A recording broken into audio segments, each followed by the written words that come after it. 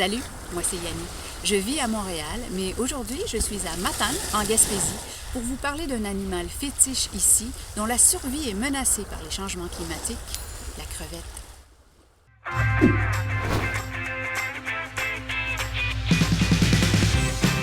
La ville de Matane est située sur l'estuaire du Saint-Laurent. Et déjà ici, l'eau du fleuve est salée. Une grande ressource naturelle du coin, la crevette nordique, qu'on appelle ici la crevette de Matane. Les Matanais lui vouent quasiment un culte et lui ont même dédié un festival. Mais voilà que cette sainte crevette est menacée par les changements climatiques. La pollution due aux hydrocarbures acidifie énormément l'eau du fleuve et en change donc le pH, ce qui pourrait faire exploser le taux de mortalité de ce crustacé et les crevettes qui survivront auront, au malheur, plus le même goût.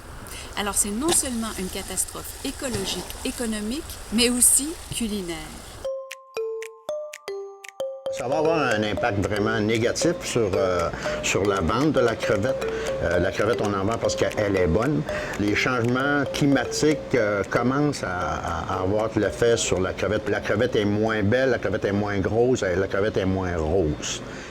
C'est une crevette qui est plus petite et le goût, la saveur est là. C'est à cause que la crevette vit dans de l'eau salée puis l'eau froide. Regardez, elle est vraiment rose. Ça c'est vraiment la qualité.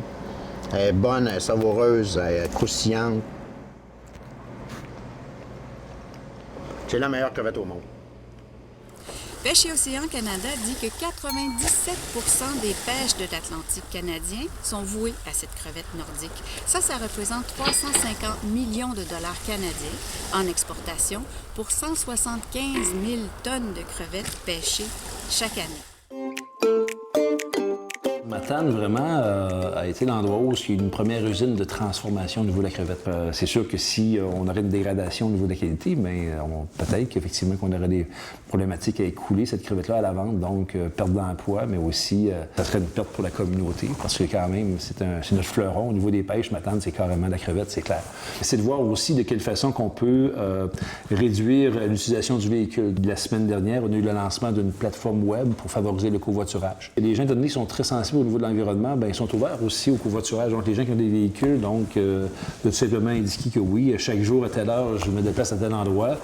Belle initiative, qu'on a hâte de voir les résultats. C'est très frais. Là. Fait qu'on va voir.